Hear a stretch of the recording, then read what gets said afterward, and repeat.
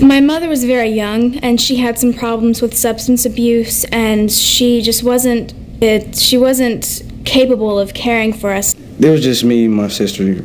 We were basically taking care of ourselves, and that was around age 5. Because my dad was a real heavy drinker. He worked 3rd shift, and my mom, she was a drug addict, you know. I was real scared. I was a little shocked when she left me. I couldn't believe she wasn't there. She was probably drinking or something. I was placed in the system when I was 3. When I first went into the foster home, I felt scared. I felt lonely. Because mainly I didn't want to be there, or they didn't want me there. We weren't the kids, like normal kids, like happy kids. Well, I was in foster care for 10 years, and I moved about 14 times. In the span within a year, I was out of 5 homes. When my real mom used to be with me, when she'd leave all the time, it felt like I'd never had a mom before. Being in a courthouse, you're scared, nervous. It's this big building with all these people. Long hallway, a whole bunch of people, you know, talking about me. It was really difficult. I thought I was never going to see my brothers and sisters again. You wonder where your mom or dad went, and you wonder where you're going to end up at, and you just hope it's a good outcome. But most of all, you want to go home. All kids like me want is a chance.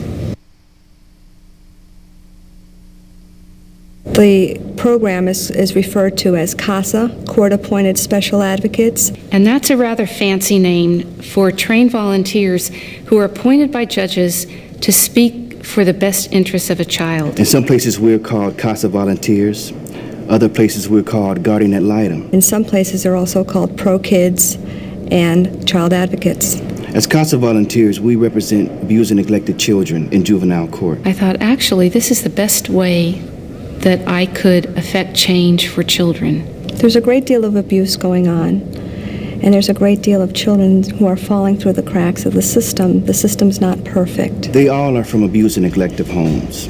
To some degree, they have physical abuse, sexual abuse, emotional abuse. We need people, caring people, to take a child under their wing. And they need a secure future like you would want for your own children.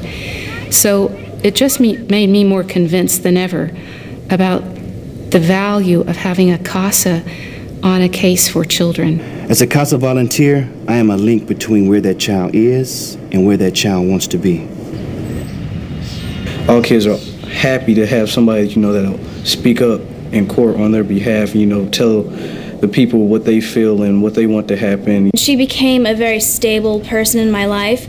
Many of the people around me were changing, foster parents and therapists and counselors and things, but she stayed there, and she was the one familiar face that I could always make out. As a CASA, one of your first duties is to know every single person involved in the case. I may talk to the child's doctor, the child's teacher, the child's principal. Caregivers, friends, family members, just to get a handle on the child's living situation. You would make assessments, and you would know if they are in the right educational program, if they should be in special ed, if they are in need of counseling, sometimes if they even need clothes. Probably the best outcome for a CASA volunteer is to see that child finally adopted, or maybe placed securely in a foster home, or maybe even reunited with his natural family.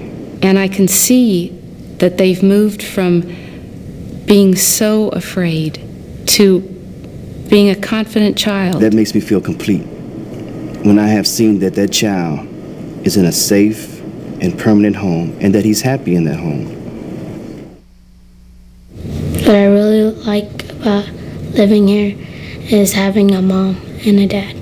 If you have a problem, you know that you can go home and talk to your parents about it, and you know that, you know, they'll be there to help you through hard times and give you advice. I have friends and a family who loves me dearly. That's my home. I have my own room and my own bed. My room's pretty groovy. For me personally, it's been such a privilege. I just love every one of them, and I really feel I know them. And as I said to somebody, you know, I want to be in your life forever, and I want to dance at your wedding. My guardian ad litem changed my life. She stood up for me, she spoke for me, and now this is my home.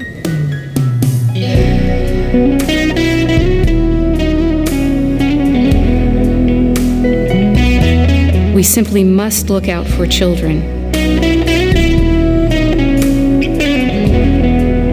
We must care enough to give a little bit of our time so that children are not afraid, so that they're hopeful, and that when they go to bed at night, they don't stay awake wondering if anyone will ever love them again. Did you